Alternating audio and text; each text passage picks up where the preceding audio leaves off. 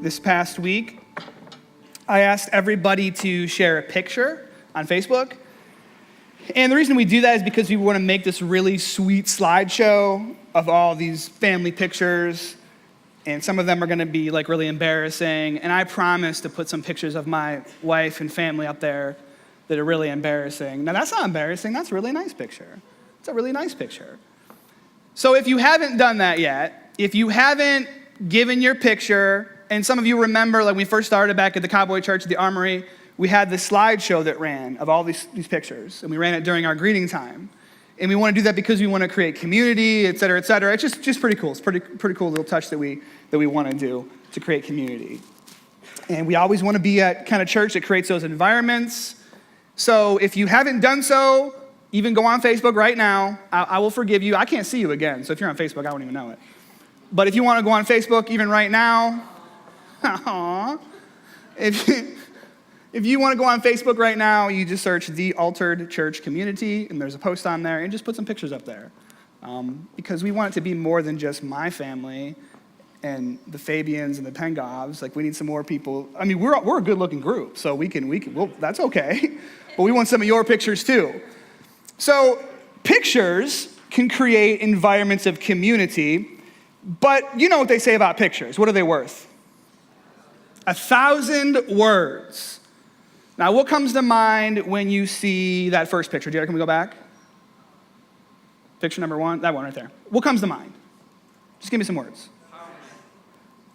I don't know what you just said.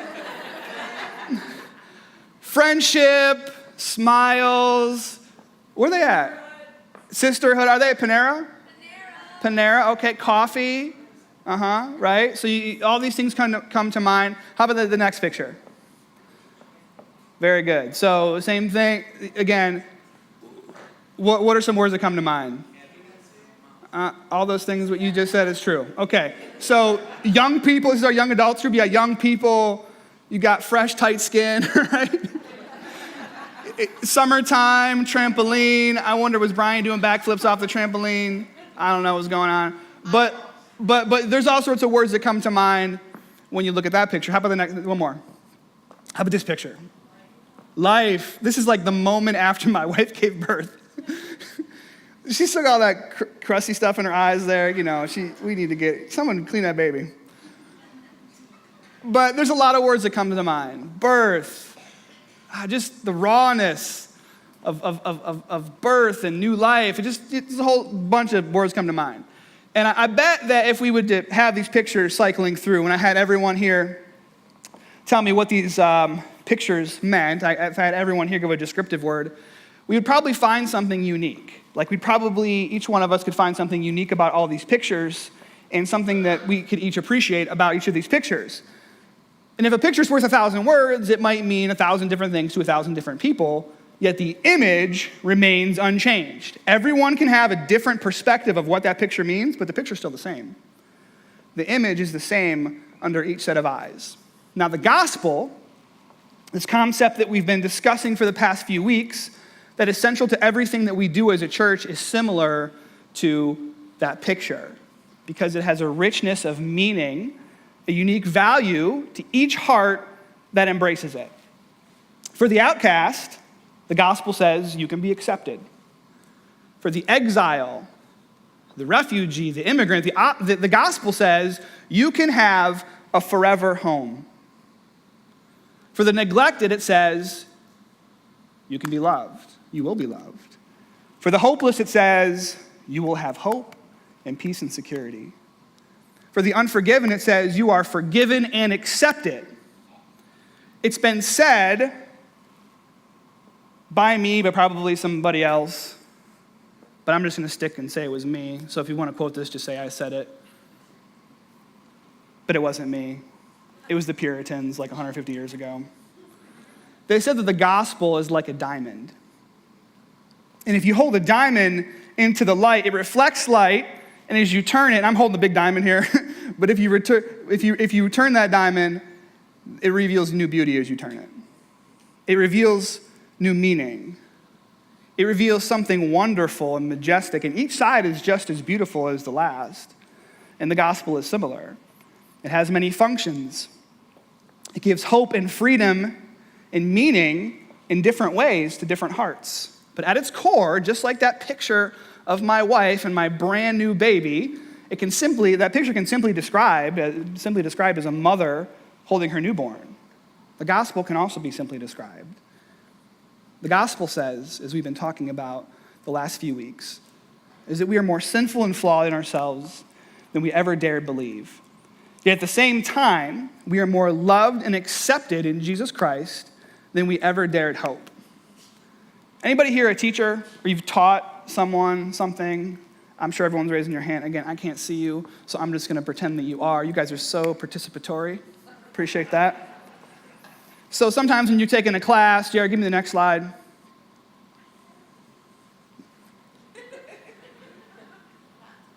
Okay, all right. So there we go. Good job, Jared. Good job, Jared. So let's try this together, because the teacher sometimes will leave a word out, right, for you to fill in the blank. Okay, let's try this together. We are more, what? Sinful and flawed in ourselves than we ever dare believe. Yet at the very same time, and that's super important, at the very same time, we don't got to get the first part figured out before we get to the second part. At the same time, we are more, what?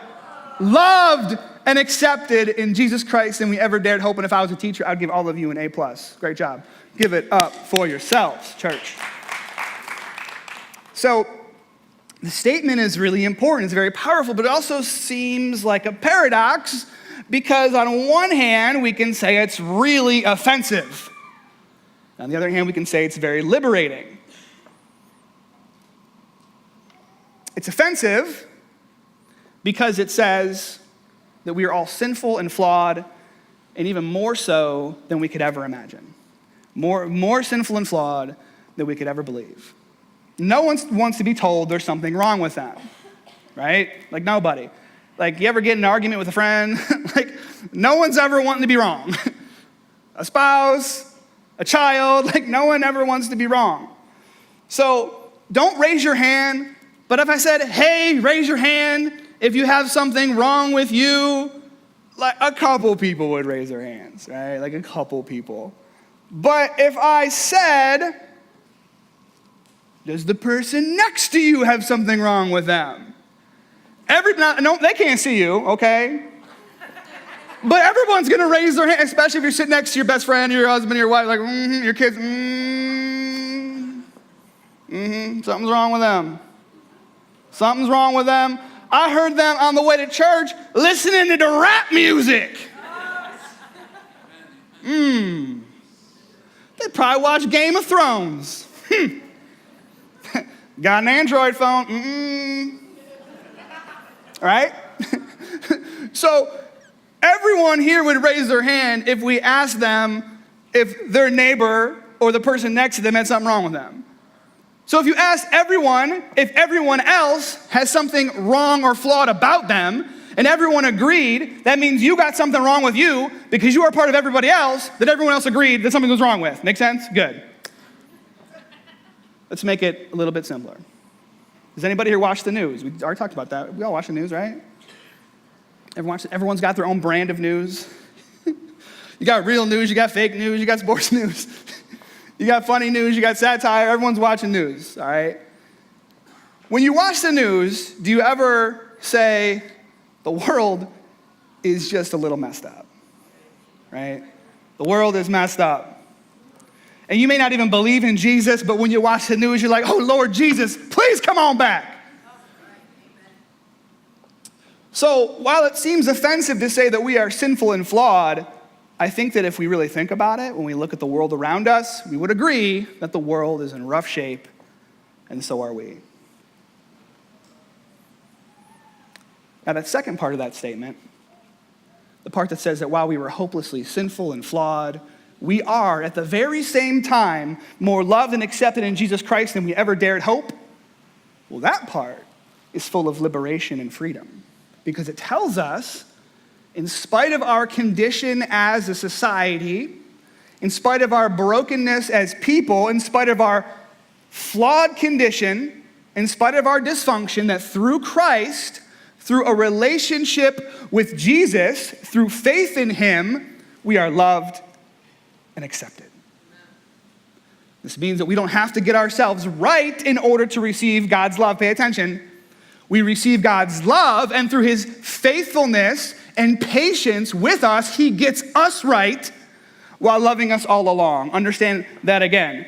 We don't have to get ourselves right before finding God. We find God. Rather, he finds us, and he gets us right while loving us all along. That's fantastic. This is the gospel. We are more sinful and flawed in ourselves than we ever dared believe. At the very same time, we are more loved and accepted in Jesus Christ than we ever dared hope.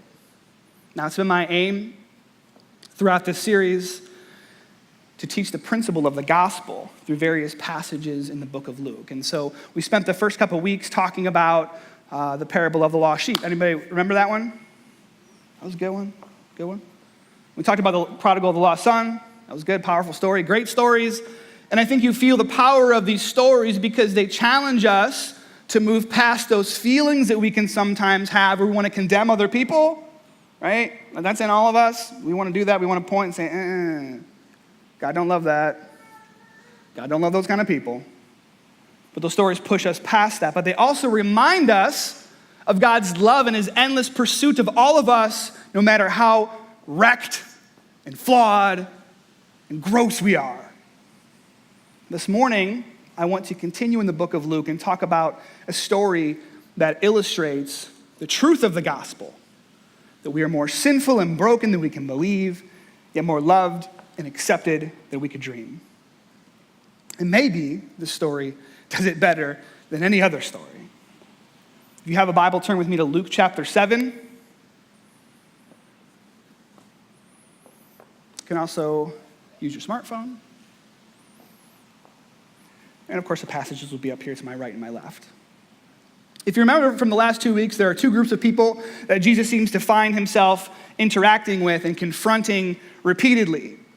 One group we would call the sinners. And the sinners are, they're the people who are just a mess. They're broken. They're the tax collectors and the prostitutes and the addicts and the thieves and the liars and just the people that you want to kind of point your finger at, right?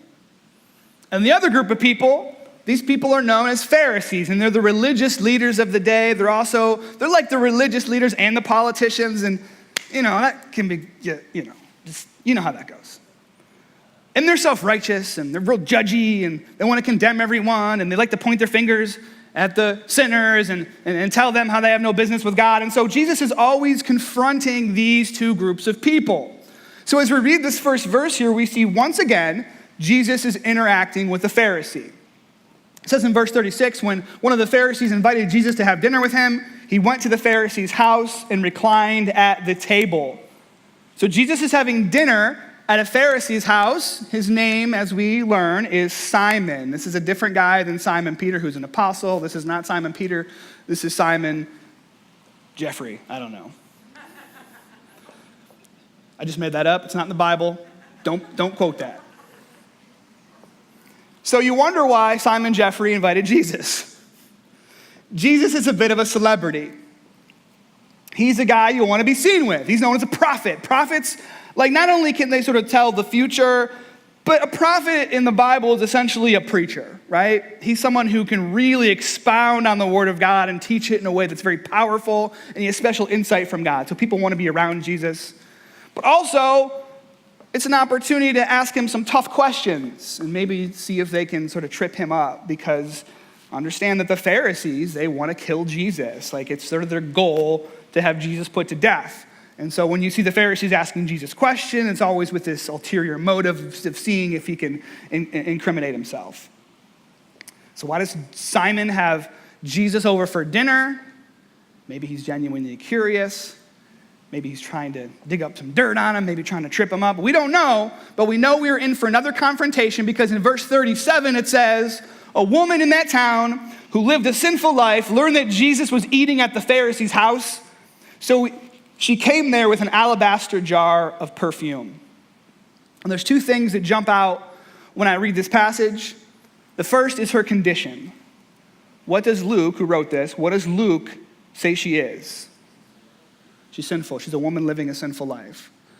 This story is also in the book of John. In the book of John, we learn that her name is Mary. You ever heard of Mary Magdalene? This may be her. We're not quite sure, but we know her name is Mary. Mary is likely a prostitute, okay? Mary is someone who doesn't have a very good reputation. People probably know who Mary is. When she walks down the street, when she walks into a building, people know immediately who she is, what she does. So you can understand the intent of this story. I want you to imagine Mary as someone who was involved in the worst behavior that you can imagine. So like everyone's got that thing, they can't, no, can't tolerate that. I don't get it. People who do that, get them out of here. Like I want you to read that into the story. So when we say a woman arrived at the party and she was a, whatever that thing is, just insert that into the story so you can understand what's happening here.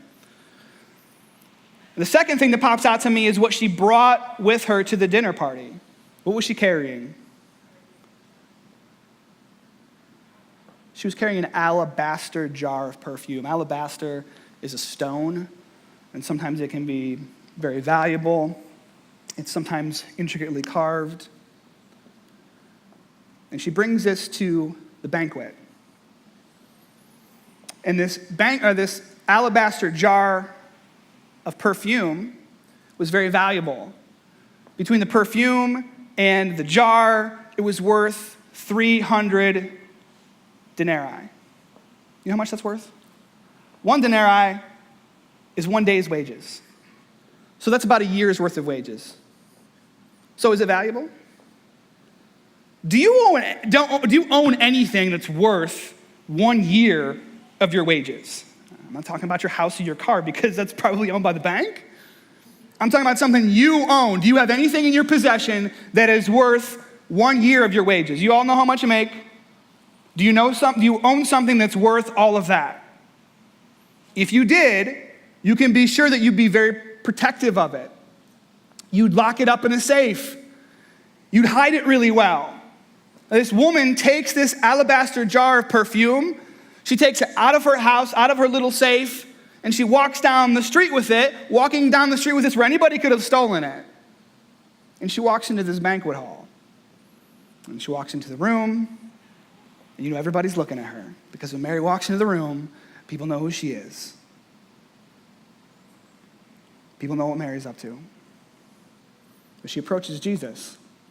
And it says in verse 38, and she stood behind him at his feet weeping. She began to wet his feet with her tears.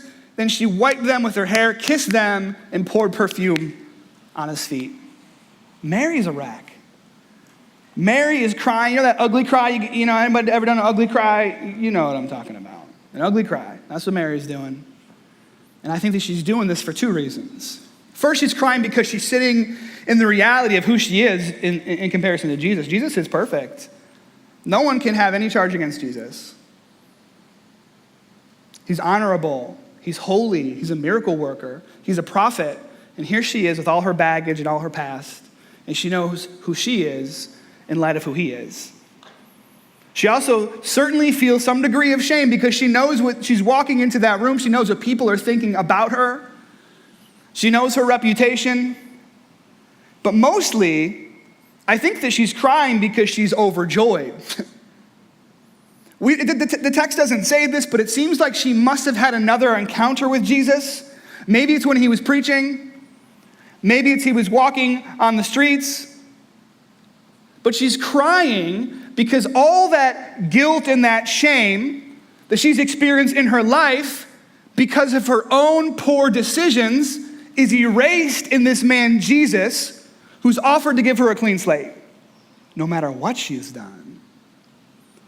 And she's so moved and thankful that she begins to wash Jesus' feet with her tears. How much you have to cry to wash someone's dirty feet with your tears?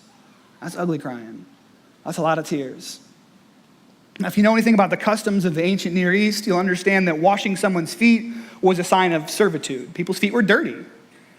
Remember, the people wore sandals, and the roads were made out of dirt, and the roads were traveled by people, and there was rain, and there was animals, doing their thing on the road. So when you went to someone's house and you were wearing sandals, your feet were covered in dirt and mud.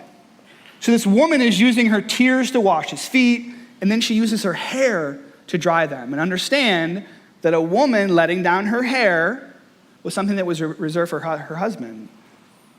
Letting your hair down was a sign of intimacy. But in her gratitude to Jesus, she didn't care whether or not her activity was provocative. She didn't care if people were judging her. She didn't care that she was ugly crying and using her hair to wash Jesus' feet. She didn't care about that she was making a fool out of herself. All she knew was that she loved Jesus and that she was joyful and forgiven. And then she felt gratitude and love. And so she kisses his feet and she uses that priceless perfume on his feet. And if you have this alabaster jar of perfume that's worth a year's worth of wages, maybe you're wondering what you might use it on. You're wondering what the special occasion will be. Maybe you think about your wedding day. Maybe you think about the day that your baby was born. You certainly don't imagine using it on some man's feet. But that's what she does. A year's worth of wages on Jesus' feet. Out of gratitude, out of humility, out of love, out of thanksgiving, out of joy. Now, this is a really beautiful moment, right?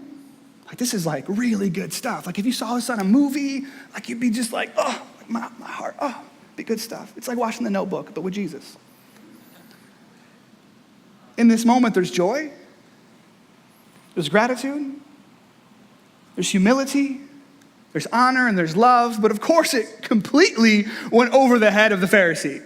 Like, the Pharisee is not thinking about the beauty of this. Here's what he's thinking. When the Pharisee who had invited him saw this, he said to himself, if this man were a prophet, he would have known who's touching him and what kind of woman she is, and that she is a sinner.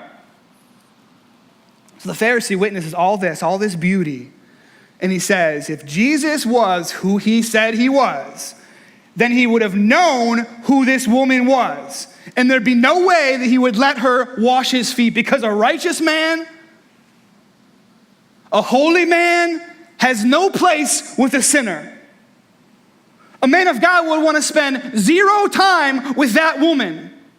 That woman has no place with men like us.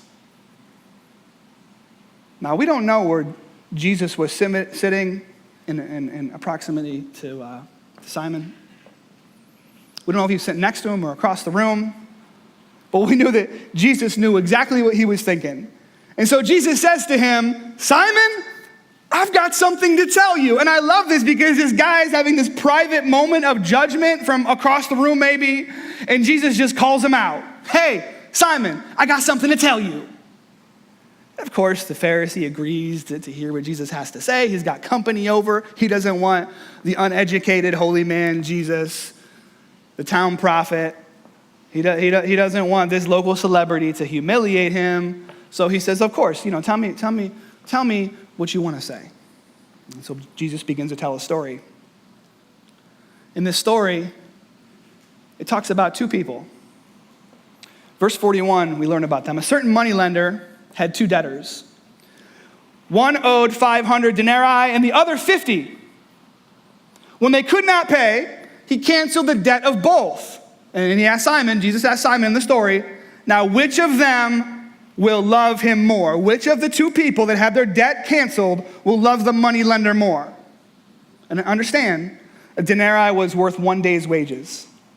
So in this story that Jesus tells, one person owes the moneylender 2 months worth of wages, and the other owes almost a year and a half, almost 2 years worth of wages. But both debts are canceled. Which one, Simon, will have more gratitude?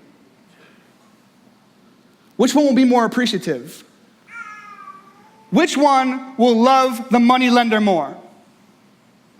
We all know the right answer. Simon knew it too. It's the one who's been canceled, had a larger debt canceled. So Jesus turns towards this sinful woman and he says, do you see this woman? I entered your house and you didn't give me any water for my feet, but she has wet my feet with her tears and wiped them with her hair. You didn't give me a kiss, but from the time I came in, she's not ceased kissing my feet. You didn't anoint my head with oil, but she has anointed my feet with ointment, with perfume. When you have company in your house, do you offer them some basic comforts? Like, there's culturally accepted comforts that you give every guest that comes into your house. It's like a place to sit, right? You give someone a chair, okay? You give them access to the bathroom. You wouldn't be like, oh, hey, can't use the bathroom. Got a big yard, though. You give them the bathroom. You give them a place to sit. You might give them some coffee. You might offer them some food. If you're coming to my house, but you can't. We're working on our house. We're putting new flooring in. It's going to take me 1.5 years, so I ain't going to be coming over for 1.5 years. But if you come into my house, we want to be hospitable. We want to give you like a glass of ice water, okay, or something to drink. The problem is that we don't have any cups because I buy them on Monday, and by Friday they're in the woods, okay? So if you want a glass of ice water, I'll probably have to give you a cereal bowl or like some kind of Tupperware. I'm not lying. Is Wendy Miller in here? Brian Santos? They're like, amen, we get it. That's what we use. We use a Tupperware cup, sometimes a dog's dish, sometimes a casserole bowl for some ice water, because that's all we got.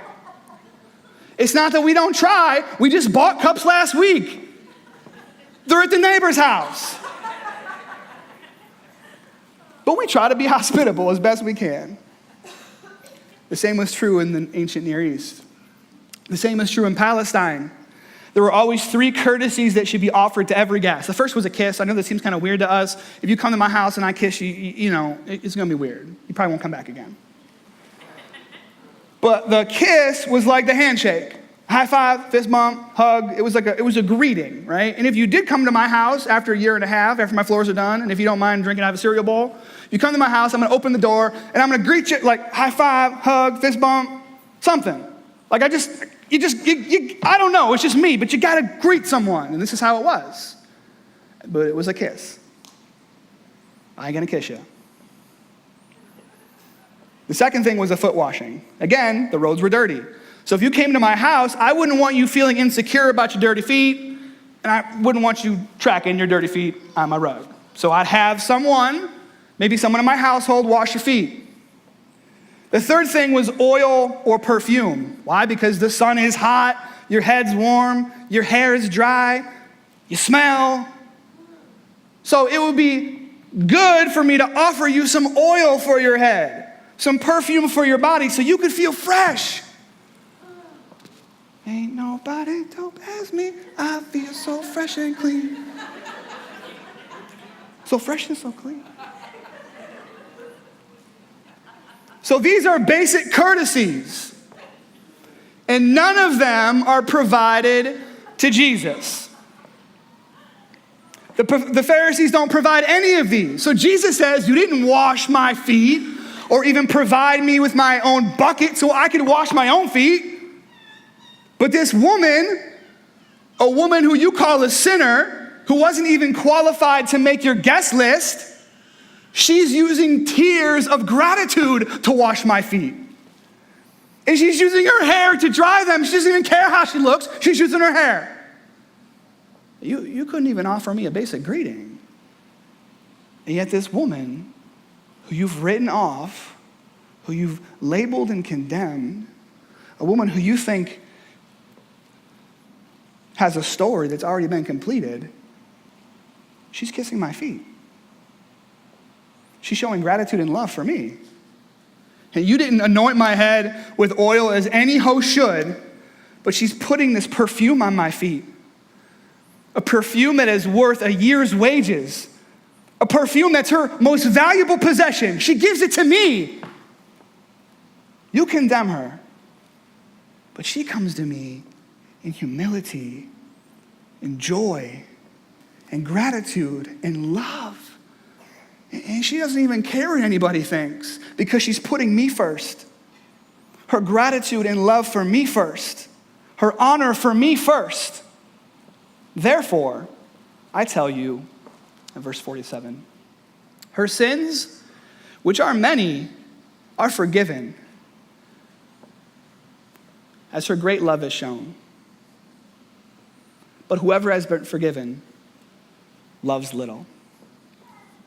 Notice that Jesus says that her sins are what? Back up, Jared. Her sins are, before that, many. Many. Many. How many is many? More than one. It's a lot. It's not two. It's not three. It's a lot. The Pharisees just call her a sinner. The Pharisee is uncomfortable with her because of one particular behavior, because she's a prostitute. There's one thing that bugs him. You know, like that one thing that you're thinking about? That one behavior that you can't tolerate? It's that one thing that he can't stand. But Jesus says, that's not even the half of it. Like, you're focused on this one thing, but she's far worse than you even realize. More sinful and flawed than she could ever imagine. More sinful and flawed than you could ever imagine. And yet, at the same time, more loved and accepted than she could ever dream. See, that's why she walked into that room that night. Because she understood the paradox. She would have said, yes, I understand that I'm broken. I understand that I'm flawed. I understand I've fallen short. How could I not know these things? Because everybody knows them. I have the images in my head. I know what I've done. I know what I've been through. I know the cost. And it can't escape me no matter where I go. Yet at the same time, through Jesus, I'm forgiven. I'm restored. The shame is gone. I'm freed and loved and accepted. And if you've been there, and I think all of us have, if you've been in that place of shame, you know how liberating it could feel when you don't have to live under the weight of it anymore, you know? When you realize you don't have to carry it. There's freedom in that. A friend of mine said to me a few weeks ago that our church is taking on the identity, and again, if the gospel is a diamond, it's got different characteristics, and there's different styles of church that can achieve the gospel or search after the gospel or seek after the gospel in different ways. And this friend said to me that we have an identity as a healing and restoration-minded church. We are a church that is a healing church and has a mind for restoration. And when I heard this, it was a great encouragement to me because that's what we see from Jesus in this story. He's healing the wounds of this woman, the emotional wounds, the spiritual wounds, is restoring her dignity and showing her how valuable she was. And I do see this happening here. Over the past 2 years, over the past months, over the past few weeks, I've talked to many people. And as I've talked to people, I've heard them say things like, I'm in recovery. I'm healing from something really hard. I'm on the rebound from something that's really tough. I'm just getting back on my feet. I'm getting my kids back. I'm getting my house back. I've been clean for 30 days. I've been clean for 1 day. I'm making my way back. I've lost it all, but I'm getting it back step by step. When I hear people say that, it reminds me when I was 19 years old. You know, from 12 to 19, it was rough, right? It was rough for me. And when people thought of me, I was a screw up, right? I was a screw up. And so I remember sitting in the meeting when I met with the dean of the nursing school I had applied to, and there was a sort of, difficult application process. And when she told me I was accepted to the nursing program, I started crying, like ugly crying, right there. Right. And she's like, "What? Are you okay?" I'm like, "No, but I've just always been a screw up." And thank you for believing in me. And she's probably like, oh, Lord, can we take it back?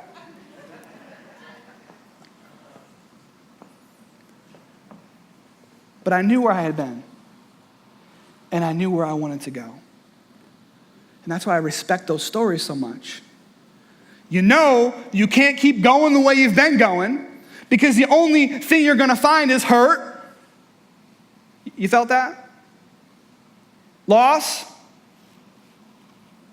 Pain? Sorrow?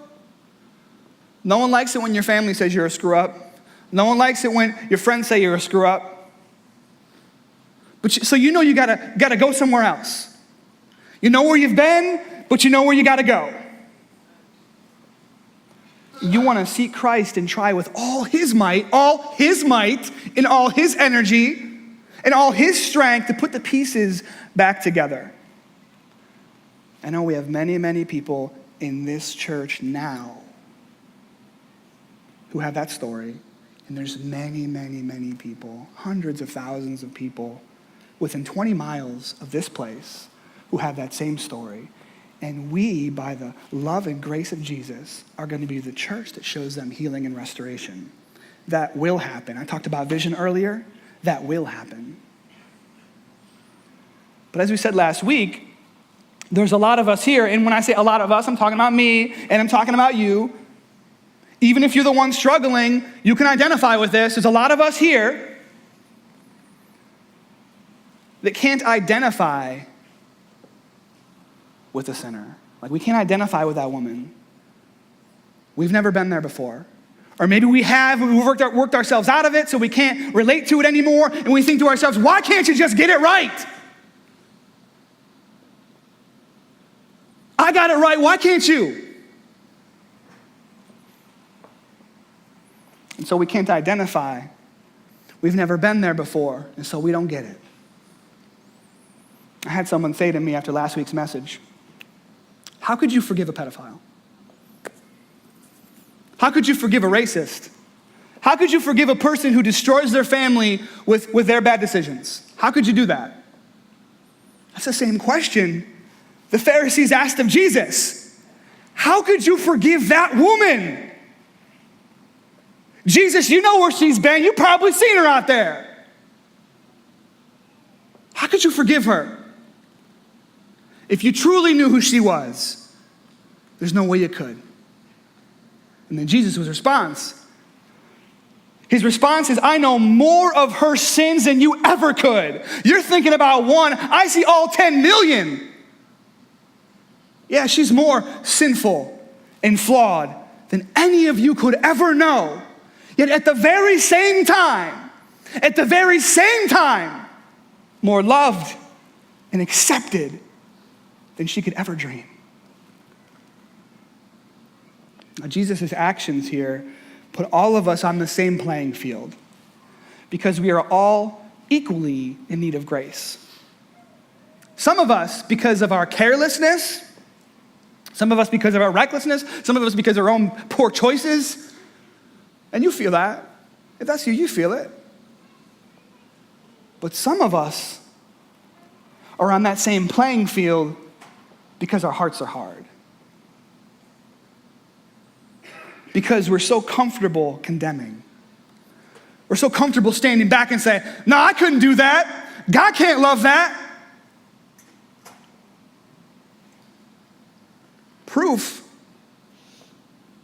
Proof of that is in every single story when Jesus encounters these two groups.